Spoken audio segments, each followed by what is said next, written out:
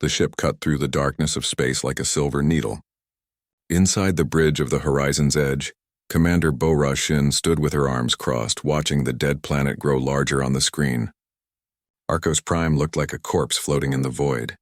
Its surface was gray and cracked, covered with the ruins of buildings so old that no one remembered who built them.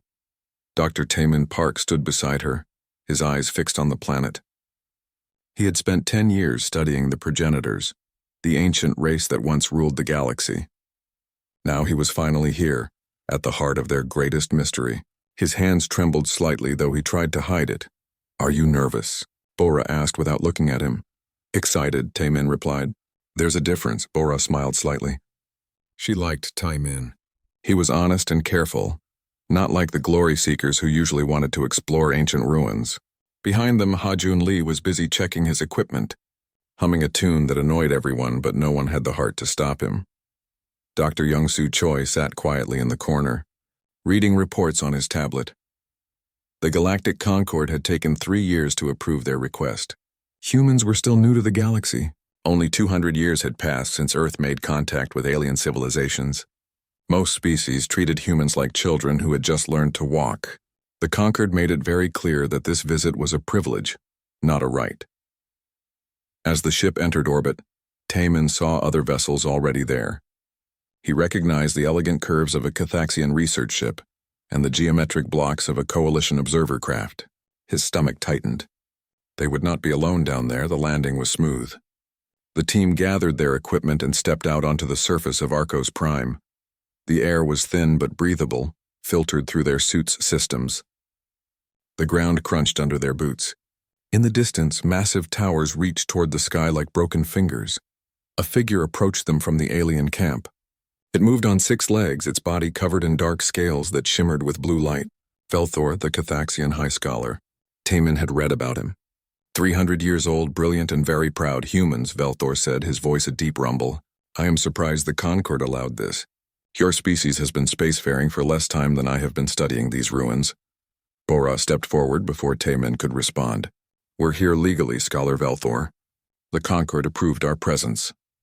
Velthor's scales flickered, which Taemin knew meant amusement. "Legal, yes. Useful? We shall see. My people have studied the archive for 2 centuries. We have found nothing. What makes you think you will do better?"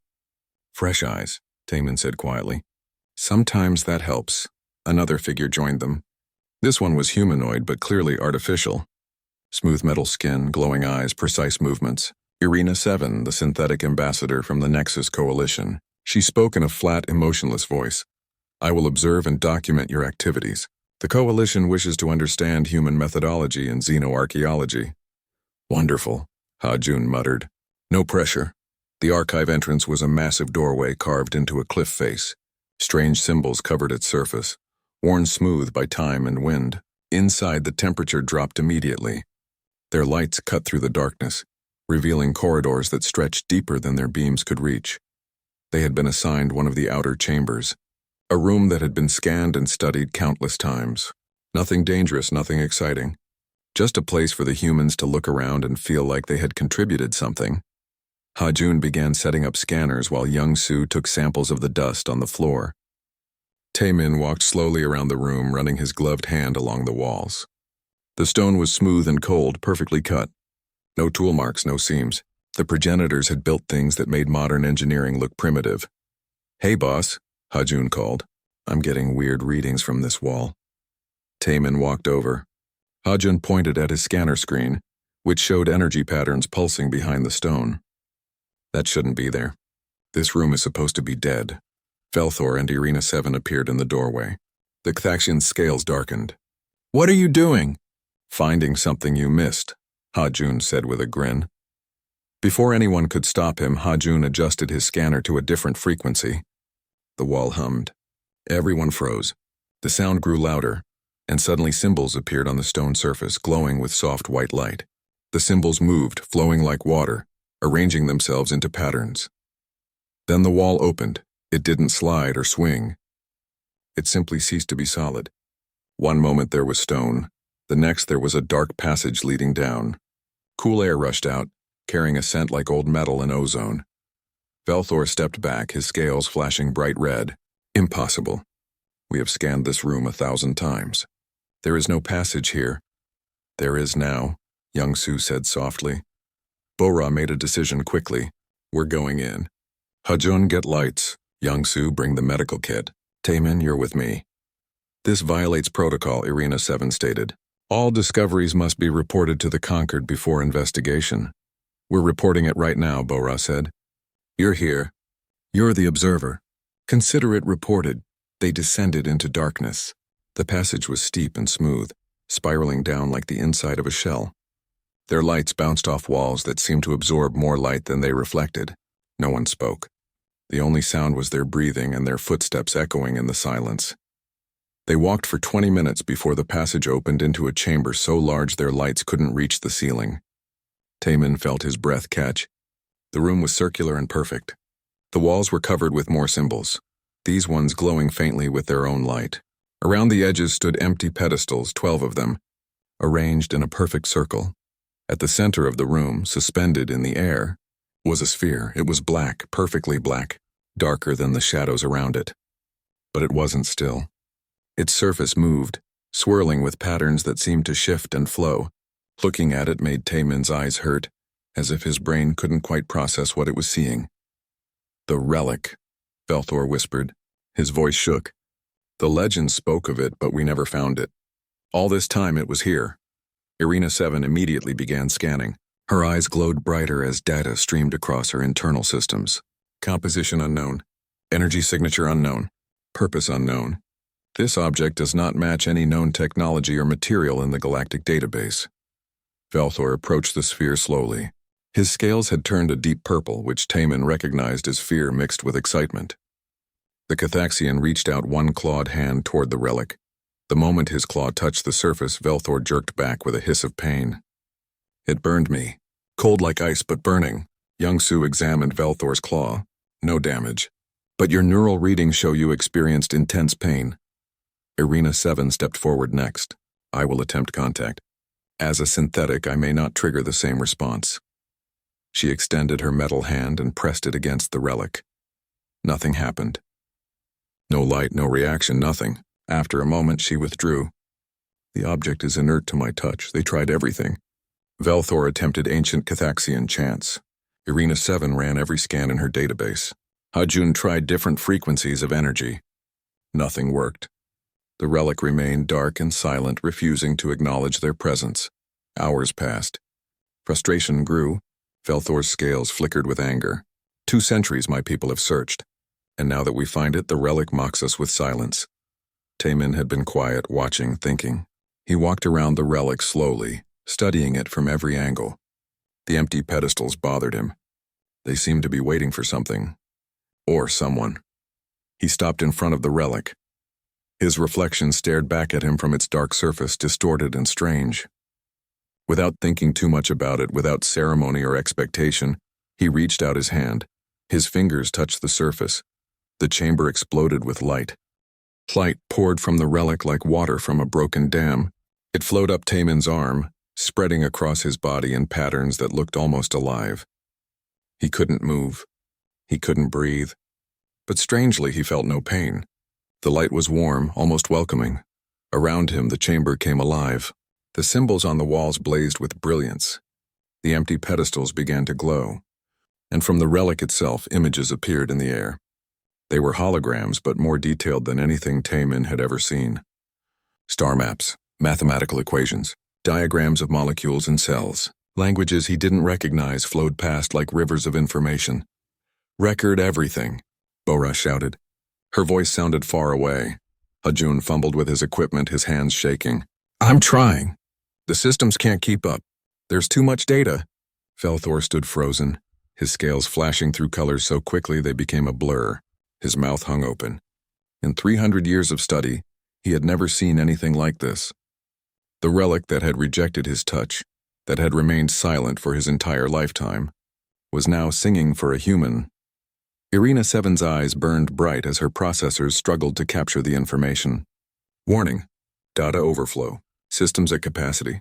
This exceeds all predicted parameters, the relic hummed. The sound was deep and resonant, vibrating through the floor and up through their bones. But it was strange. Taemin could feel it in his chest, in his skull, in his teeth. The others looked confused. Do you hear that? Young-Soo asked, pressing his hand to his chest. Hear what? Velthor demanded. I hear nothing but the energy discharge. Bora realized what was happening. It's a frequency, something only humans can perceive. She looked at Taemin with growing concern. We need to pull you away from it. But before she could move, the light began to fade. The holograms flickered and disappeared like smoke and wind. The humming stopped. Within seconds, the chamber returned to its previous state. Dark, silent, empty. Taemin stumbled backward, released from whatever had held him. Hajun caught him before he fell. Easy, I got you. What happened? Taemin's voice was hoarse. How long was that? 47 seconds, Irina 7 said. Though the data transfer rate suggests subjectively longer processing time. Young-Soo was already scanning Taemin with medical equipment. Heart rate elevated but stabilizing. Neural activity shows unusual patterns. Are you in pain? No, Taemin said slowly. I feel fine. Better than fine, actually. I feel like I just woke up from the best sleep of my life. Velthor approached the relic again, his movements cautious. He extended a claw toward it. Nothing happened. The sphere remained dark and cold. He pulled back, his scales turning a sickly yellow. It responds only to humans. In all the ancient texts, in all our studies, we never imagined this. A new voice spoke from the chamber entrance. It was musical, like wind through trees. Perhaps that was your mistake. Imagining you understood, everyone turned. Standing in the passage was a figure covered in shimmering feathers that changed color with every movement. Its eyes were large and golden. Wings folded against its back rustled softly. Quelern, the ancient scholar from the winged communes. How long have you been there? Bora demanded, her hand moving to her weapon. Long enough to witness what I never thought to see in my lifetime. Quelern moved into the chamber with surprising grace. The relic awakens. The prophecies were true after all. What prophecies? Taemin asked. Quelern tilted his head, studying Taemin like a curious bird. Ancient words written in the oldest archives of my people. They speak of the inheritors, those who would come and wake the sleeping legacy of the progenitors. We thought it was legend, poetry, but now I wonder. Humans are the inheritors? Velthor's voice was bitter. Impossible. We are the scholars. We are the keepers of knowledge. Not these newcomers who only learned to travel between stars 2 centuries ago. The relic cares nothing for our titles or our pride, Quelern said softly. It responds to something deeper, something written in flesh and bone. Young-Soo had been working on his tablet, comparing data. He looked up suddenly, his face pale. I need to run more tests. But I think I found something. The relic didn't respond to human technology or behavior. It responded to Taemin's DNA. Explain, Bora said. When the relic activated, it released a scanning pulse. Irina 7's sensors caught it. The pulse analyzed Taemin's biological structure at the molecular level, and it found something specific. Sequences in human DNA that we've always classified as non-coding. Junk DNA, leftover evolutionary baggage. Young-Soo's hands trembled as he held up his tablet. But it's not junk. These sequences are markers, recognition codes, and they match patterns in progenitor artifacts. The chamber fell silent. No one moved. No one spoke. The implications were too enormous to process immediately. Finally, Hajun broke the silence. So what you're saying is that humans were built by the progenitors? Like we're their creation? Not built, Young-Soo said carefully. Encoded. Marked. The markers are ancient, millions of years old. They're woven into our evolutionary history. Someone or something put them there deliberately. The progenitors seeded life across the galaxy, Quelern said. This is known, but we always believed they created all species equally. If humans carry special markers, if they alone can activate the relic, then everything we thought we knew is wrong. Velthor's scales had turned completely black. No, I refuse to accept this. There must be another explanation. Perhaps the human damaged the relic with some unknown technology. Perhaps it malfunctioned. The relic functioned perfectly, Irina 7 stated. All data suggests intentional design. The human biological signature acted as an activation key. This was not an accident or malfunction. Bora made a decision. We're leaving. Now. We need to report this to Earth and figure out what it means before anyone else finds out. Too late for that, a new voice said. More figures appeared in the passage. These wore the formal robes of the Galactic Conquered. At their head was Ambassador Trell, an insectoid creature with multiple eyes and clicking mandibles. Behind him stood armed guards from a dozen different species. Ambassador, Bora said carefully, this is a restricted research site. You have no authority here. That changed the moment you activated progenitor technology, Trell replied, his multiple eyes fixed on Taemin. The Concord has jurisdiction over all matters related to ancient artifacts. You should have reported your discovery before investigating. We just found it an hour ago, Hajun protested. And in that hour, you have potentially violated every protocol designed to protect galactic security. Trell's mandibles clicked together in what might have been satisfaction. The relic and all data related to it are hereby seized by the Galactic Conquered. Your cooperation is required. Bora stepped between Trell and her team. We're not giving you anything. We have legal permission to be here. We've broken no laws. Laws written before anyone knew humans could activate progenitor technology, Trell said. Do you understand what this means? If your species has unique access to ancient weapons, to technologies that could reshape the balance of power in the galaxy, then you represent a potential threat to every other civilization. We're not a threat, Taemin said quietly. We're scientists. We just want to understand. What you want is irrelevant, Trell replied. What you are capable of is what matters. And right now you are capable of accessing technology that has been locked away for millions of years. Technology that was sealed for a reason. Quellern spoke up, his voice still musical but now with an edge. Ambassador Trell, your fear is showing. Fear makes poor decisions, to hear. Trell's eyes focused on the bird-like scholar. I call it wisdom. The progenitors disappeared for a reason. Their technology is dangerous, and now humans, the youngest and most unpredictable species in the Conquered, have the key to unlock it all. Bora's hand moved to her communicator. Horizon's Edge, this is Commander Shin. Prepare for immediate extraction. Authorization code Alpha 77. Trell made a gesture. His guards raised their weapons. I cannot allow you to leave. Not with what you know. Not with what you can do. The tension in the chamber was thick enough to cut. No one moved. Everyone watched everyone else, waiting to see who would break first. Then Taemin did something that surprised everyone, including himself. He walked back to the relic and placed both hands on its surface. The chamber erupted in light once more. But this time the light was different, brighter, more intense, and the holograms that appeared showed something new. A map.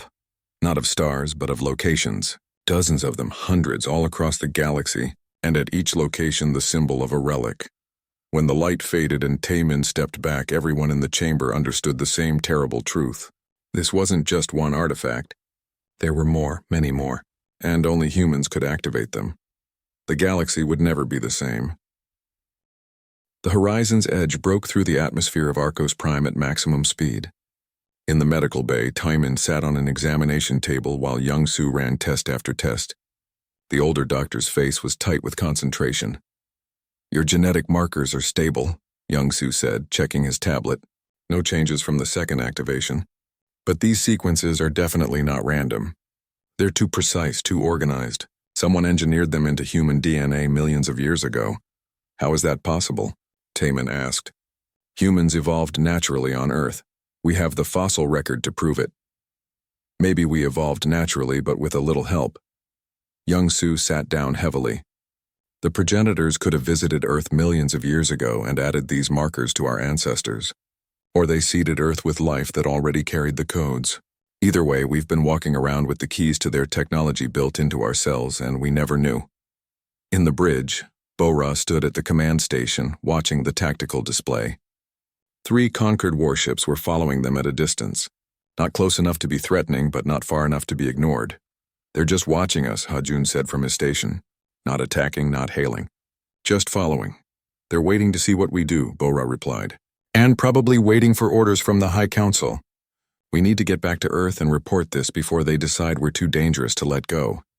A message alert blinked on the communication console. Bora opened it and frowned. It was from Velthor. The message was simple. We need to talk. Private channel. No Conquered observers. Bora hesitated, then opened a secure line. Velthor's scaled face appeared on the screen. His colors were muted, which Taemin had learned meant he was troubled. Commander Shin, Velthor began. I owe you an apology. I was arrogant. I dismissed your people because they were young. I see now that youth and ignorance are not the same thing. Thank you, Bora said carefully. But I don't think you called just to apologize. No. Belthor's scales darkened. I called to warn you. The Conquered is terrified. I have heard the communications between ships. They are calling humans an existential threat. There is talk of quarantine, of restrictions on human travel and research. Some of the more aggressive species are suggesting worse options. They want to eliminate us, Bora said flatly. Not openly, but they want to control you, to make sure humans can never access more progenitor technology. Belthor leaned closer to his screen. My people have spent centuries studying the progenitors. We built our entire culture around being their closest descendants, their true heirs, and now we learn that humans carry their genetic mark. Do you understand how that feels? Like everything we believed was a lie. I'm sorry, Taemin said, moving into view of the screen. We didn't ask for this. We didn't want to upset anyone, I know. That is why I am helping you. Belthor's scales brightened slightly. The Concord will send you an ultimatum within 48 hours. They will demand that all humans submit to genetic testing and monitoring. They will demand access to all your research. And they will demand that humans surrender any claim to progenitor artifacts. And if we refuse, then they will declare humanity in violation of ancient treaties. You will be expelled from the Concord. Your ships will be banned from most systems. And if you resist, they will use force. Bora felt cold. We're not ready for war with the entire galaxy. No one is, Belthor agreed. Which is why you must find another way. Prove that humans are not a threat. Show the galaxy that you can be trusted with this power. The connection ended. Bora stood in silence for a long moment, then called the senior staff to the conference room. Taemin, Youngsu, and Haijun gathered around the table while Bora explained what Belthor had told them.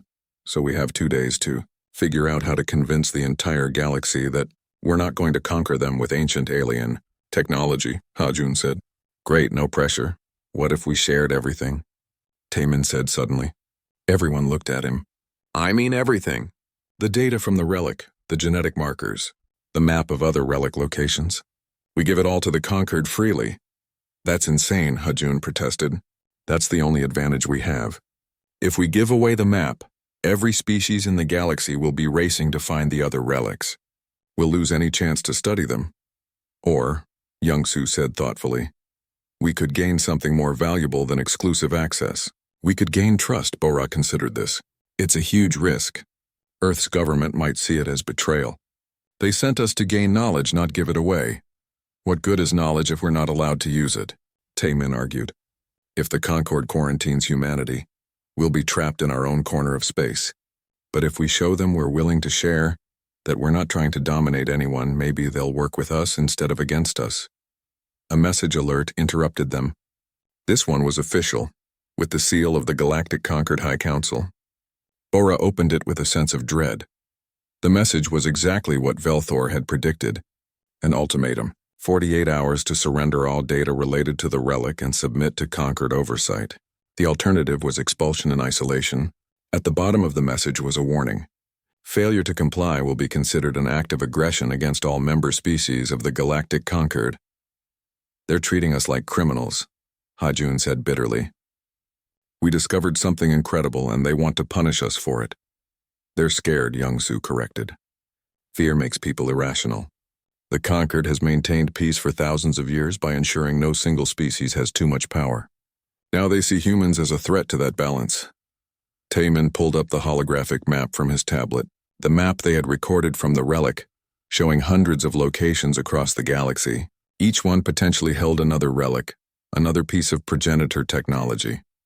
What if we're looking at this wrong? He said slowly. Everyone assumes these relics are weapons or tools of power. But what if they're something else? What if they're messages? Lessons? What makes you think that? Bora asked. Because of how they're designed. The relic didn't attack us. It didn't grant us power. It showed us information. Star maps, equations, biological diagrams. It was teaching us something. Taemin zoomed in on one section of the map. And look at how the relics are distributed. They're not in strategic locations. They're in dead systems, abandoned worlds, places where no one lives anymore. Like a museum, Youngsu said. Or a library. Preserved for whoever comes looking. Exactly. The progenitors left these relics behind for a reason, not as weapons but as knowledge. And they encoded humans with the ability to access them because they wanted us to share that knowledge with the rest of the galaxy. That's a nice theory, Ha-Jun said. But how do we prove it? Taemin smiled. By doing exactly what the progenitors intended. We share everything. We invite the conquered to join us in exploring the relics. We make it clear that we're not trying to hoard this power. We're trying to understand it. Together. Bora looked at her team. Young-Soo nodded slowly. Ha-Jun shrugged. It's crazy. But so is everything else that's happened in the last 2 days. All right, Bora decided. We'll do it. But we do it right. We send a message to every species in the Concord simultaneously. No backroom deals, no negotiations. We lay it all out in the open and let them decide how to respond. They worked through the night preparing the transmission. Taemin wrote the message, keeping it simple and honest. Young-Soo compiled all the genetic data. Ha-Jun organized the relic recordings and the map. And Bora reviewed everything, making sure they weren't giving away anything that could actually be used as a weapon. When they were ready, Bora opened a channel to the entire Concord network. Every species would receive this message. Every government, every scientist, every citizen who cared to watch. Taemin stood in front of the camera and began to speak. My name is Dr. Taemin Park. I am a xenoarchaeologist from Earth. 2 days ago, my team discovered a progenitor artifact on Arcos Prime. When I touched it, the artifact activated. We learned that humans carry genetic markers that allow us to interact with progenitor technology. We understand that this discovery has caused fear throughout the galaxy, fear that humans will use this power to dominate others. I am here to tell you that we have no such intention. He held up his tablet, showing the map. We could have kept this information secret. We could have used it to gain advantage. Instead, we are sharing it with everyone. This map shows the locations of hundreds of similar artifacts across the galaxy. We invite all species to join us in exploring them. We invite you to share in whatever knowledge we find. The progenitors left these relics for all of us, not just for humans. The transmission included everything, the full genetic data, the relic recordings, the complete map. Nothing was held back. Nothing was hidden. When it was done, they waited. The response came within hours, not from the conquered officially, but from individual species. Some were grateful, some were suspicious, some were angry, but none could ignore what had been shared. Ambassador Trell sent a personal message. His tone was less hostile than before, though still wary. You have surprised us, humans. This was not the action we expected. The High Council will need time to consider your gesture, but I will say this. You have given us much to think about. Velthor also sent a message, and his scales were bright with approval. Well done. You have shown wisdom beyond your years as a species. My people will support your proposal in the Council. Perhaps there is hope for all of us yet. Even Quellern sent a brief note, poetic as always. The inheritors have chosen to inherit wisely. The galaxy watches and learns, but not everyone was pleased. Earth's government sent an angry transmission demanding to know why they had given away such valuable information without authorization. Some human politicians called it treason.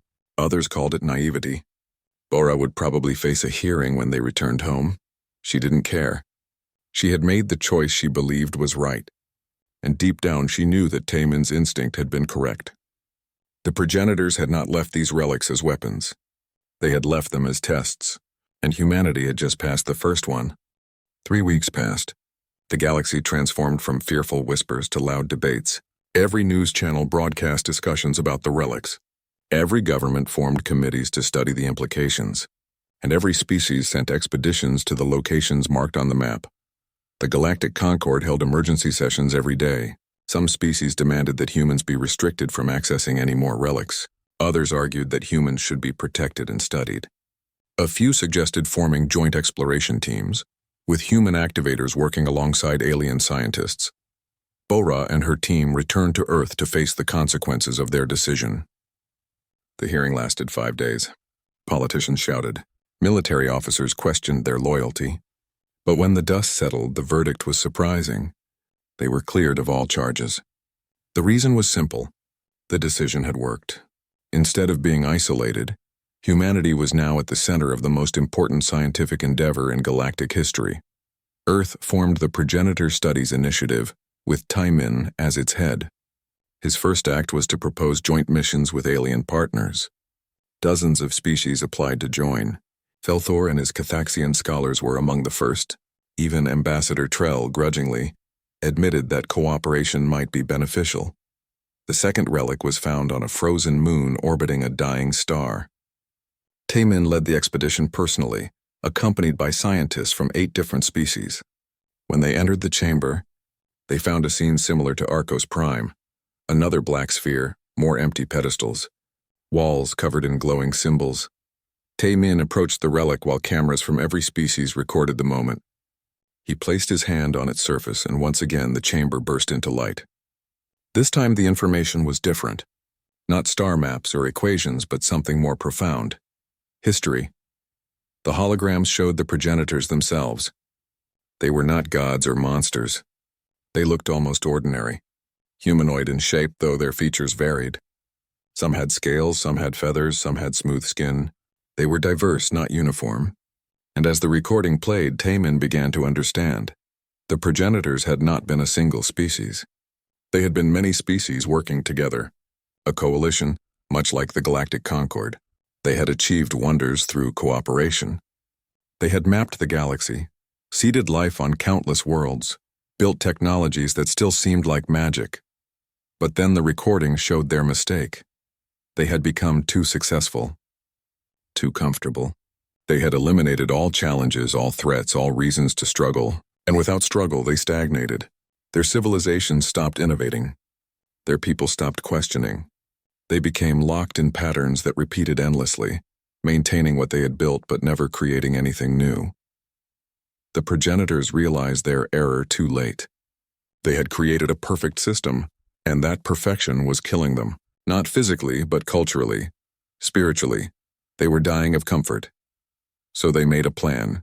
They would seed the galaxy with life, but this time differently. Some species they would guide and nurture, giving them knowledge and stability.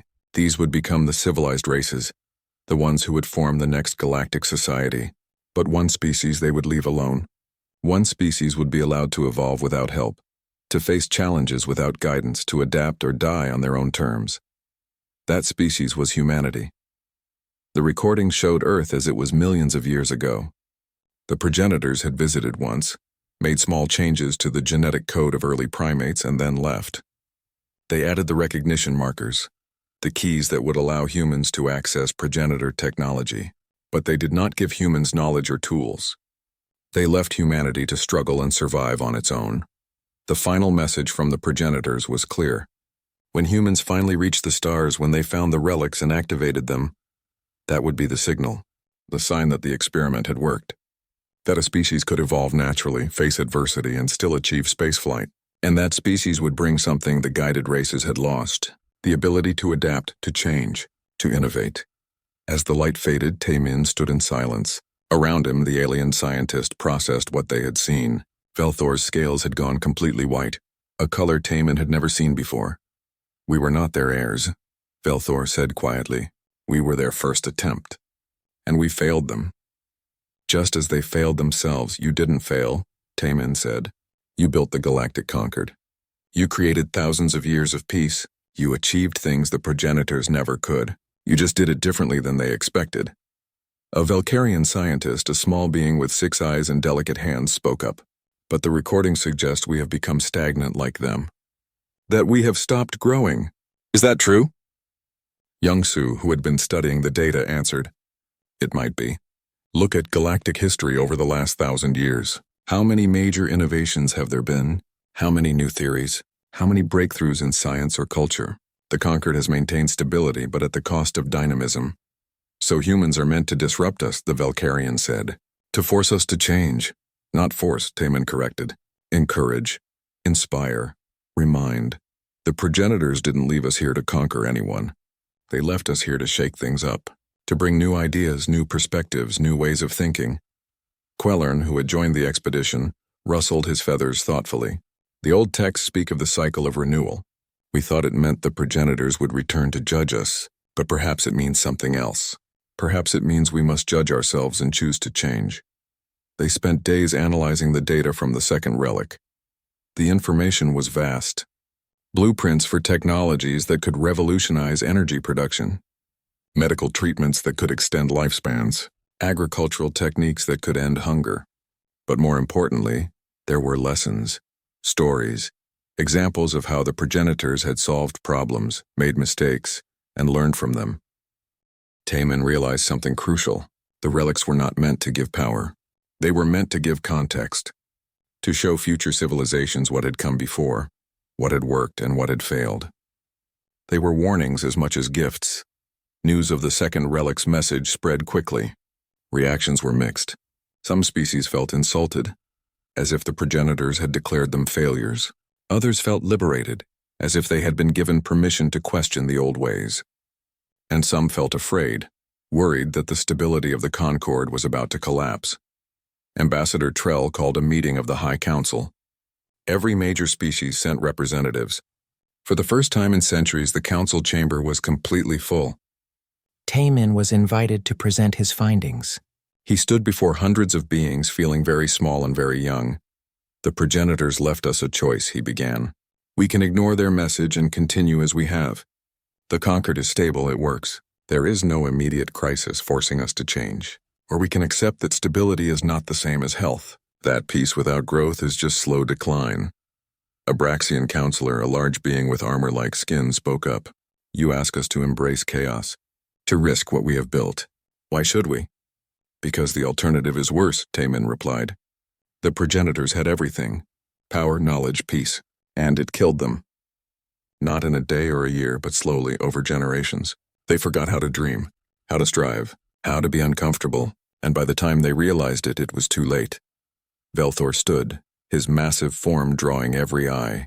I have spent my life studying the progenitors. I believed they were perfect, gods in all but name. But I was wrong. They were people. Flawed people who made mistakes, and their greatest mistake was thinking they could create a perfect society. He looked at Taemin. The humans understand something we forgot.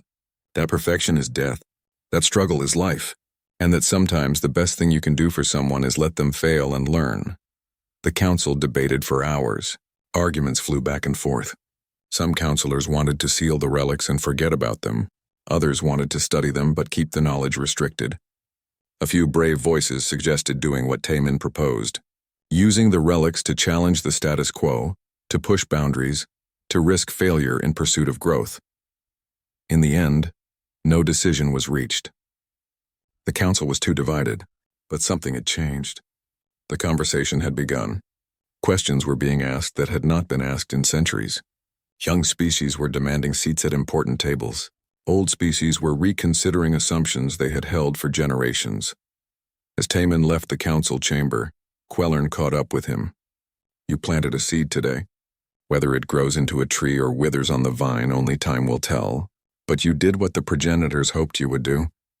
You reminded us that we are not finished, that there is still more to learn, more to become.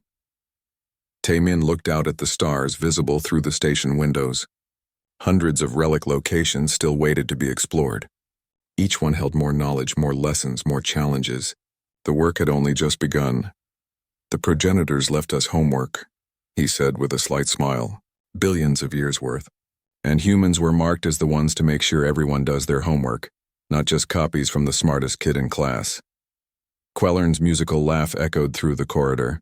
A fitting role for the youngest species. The eternal student who becomes the teacher. The progenitors had a sense of humor after all. Back on the horizon's edge, Bo-Ra received a message from Earth. The government had decided to expand the Progenitor Studies Initiative. They wanted more ships, more scientists, more exploration teams, and they wanted humans to work as partners with every species willing to join them. Hajun whooped with joy when he heard, "We're famous. We're going to be in the history books." "We're going to be busy," Youngsu corrected. "There are hundreds of relics out there, thousands of mysteries to solve, and every species in the galaxy will be watching to see if we can live up to what the progenitors expected from us." Taemin sat in the observation deck, looking at the star map on his tablet. Each location glowed softly, waiting. He thought about the progenitors, about their hope that humanity would do what they could not. That humans would remember how to struggle, how to adapt, how to grow. It was a heavy responsibility. But as he looked at his reflection in the window, at the mark on his palm that still glowed faintly from his last contact with a relic, he felt ready. Not because he was special, not because humans were superior, but because someone had to start asking the hard questions. Someone had to challenge the comfortable answers, and apparently, that someone was humanity. 5 years passed. The galaxy looked different now. Not physically, but culturally. The comfortable certainty that had defined the galactic concord for millennia had been replaced by something messier, louder, and somehow more alive. 63 relics had been discovered and activated. Each one revealed new information about the progenitors. Each one challenged old assumptions, and each one required a human touch to awaken, which meant human scientists were now scattered across the galaxy, working alongside alien partners. The political landscape had shifted dramatically. The rigid hierarchy of the Concord had been replaced by something more flexible. Species that had been silent for centuries were now speaking up. New alliances formed based on shared curiosity rather than ancient treaties. Arguments erupted constantly, but they were productive arguments, debates that led to innovation rather than stagnation. Not everyone was happy about the changes. There were conservative factions in every species that wanted to return to the old ways. Some still viewed humans with suspicion, seeing them as destabilizing influences rather than helpful catalysts. Violence had erupted in a few systems where traditionalists clashed with reformers. But the galaxy was learning, slowly, painfully, but definitely learning. Taemin stood in a classroom on Nexus Prime, the central station of the Galactic Concord. Before him sat students from 20 different species. Some had scales, some had feathers, some had skin like his own. They were all young, all eager, all curious about the progenitors. The progenitors made many mistakes, Taemin said, pacing in front of the display screen. But their greatest mistake was believing they could engineer a perfect society.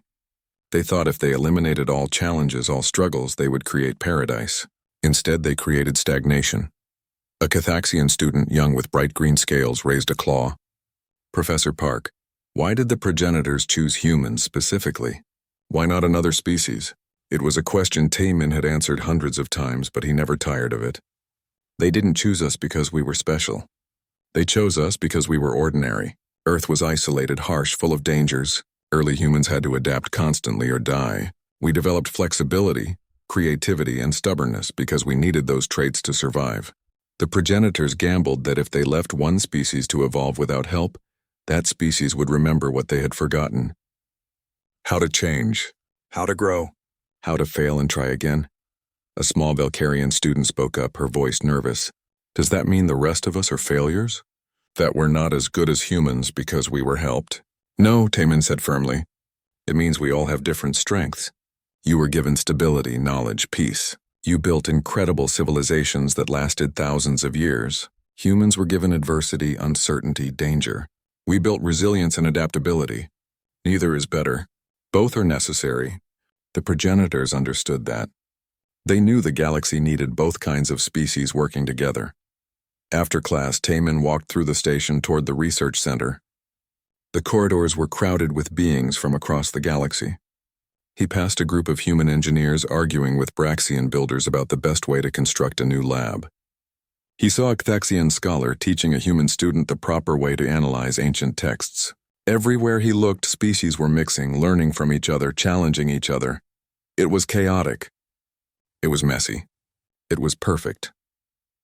In the research center, Youngsu was working with a team of alien biologists on genetic research inspired by the relics.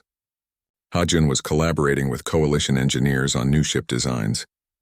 Bora, now an admiral, was organizing the next wave of exploration missions. Velthor had become one of humanity's strongest allies. His initial pride and resentment had transformed into genuine respect.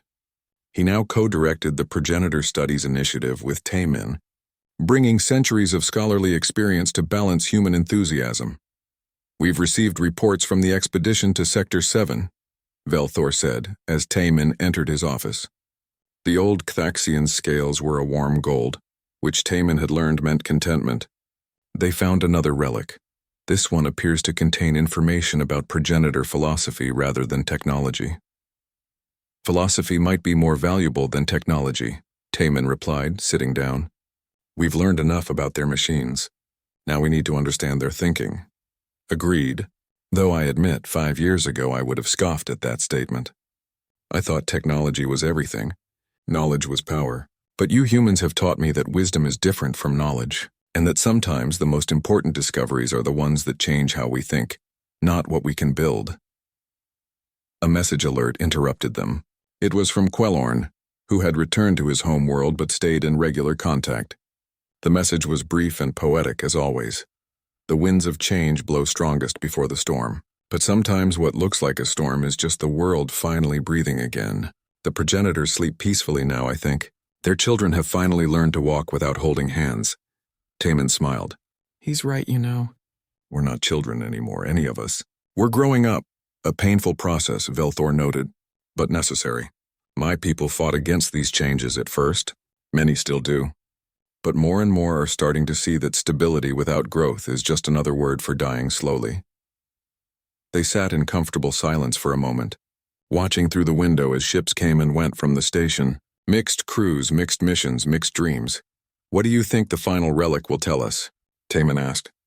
When we find the last one, assuming there is a last one, what message do you think the progenitors left for us?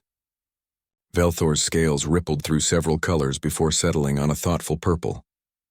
I think it will tell us that there is no final message, that the point was never to reach an ending but to keep searching, to keep questioning, to keep growing. The progenitors didn't leave us a destination, they left us a journey. Later that evening, Taman stood alone in the observation deck. He held his hand up, looking at the faint mark on his palm. It had never faded completely. Every time he activated a relic, the mark glowed briefly, then settled back to a barely visible symbol. He thought about the progenitors, about their long-dead civilization that had once ruled the galaxy, about their wisdom and their mistakes, about their hope that someone would come along and do better than they had done. The door opened behind him. Bora entered, carrying 2 cups of coffee. She handed one to Taman and stood beside him, looking out at the stars. Do you ever regret it? She asked. Touching that first relic? Starting all of this? Taman considered the question seriously. Sometimes. When I see the conflicts, when I hear about species fighting over the changes, when I think about how much simpler things were before. He took a sip of coffee. But then I remember what the alternative was. A galaxy that was slowly dying of comfort, species that had stopped dreaming, civilizations that were just going through the motions, maintaining what they had instead of reaching for something more. We woke everyone up, Bora said. Some people hate being woken up. True, but being awake is better than sleeping through your life, even if it's uncomfortable. Bora smiled.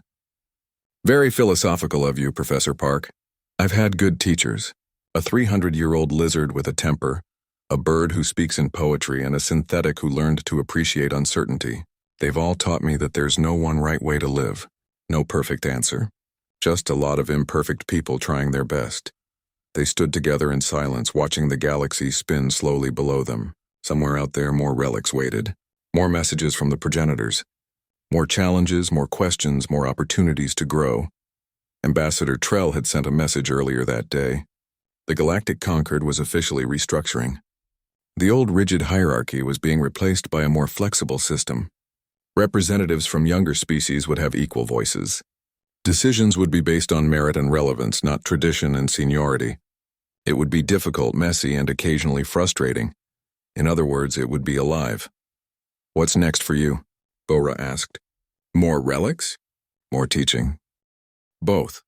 There's a relic in the Andro system that supposedly contains information about progenitor art. I want to see it. And I have a new class starting next month, mixed species students studying xenoarchaeology. He looked at his marked palm again.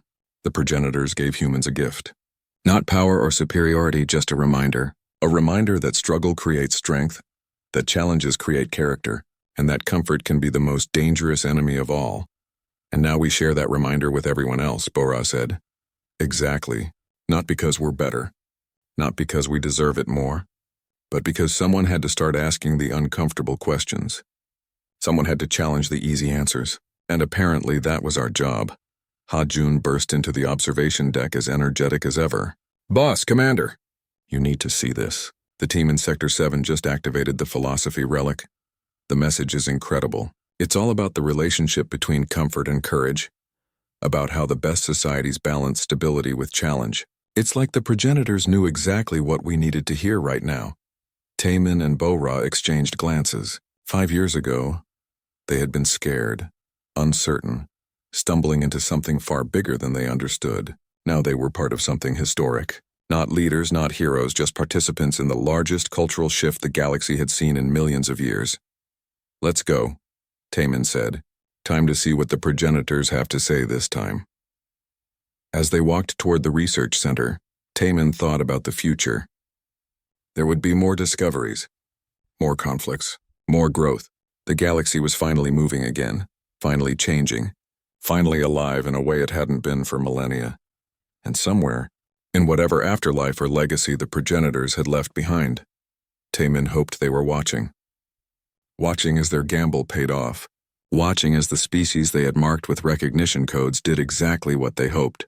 Not conquering, not dominating, but reminding everyone what they had forgotten, that evolution doesn't stop, that growth requires discomfort, and that sometimes the best gift you can give someone is not the answer to their problems, but the challenge to find their own answers.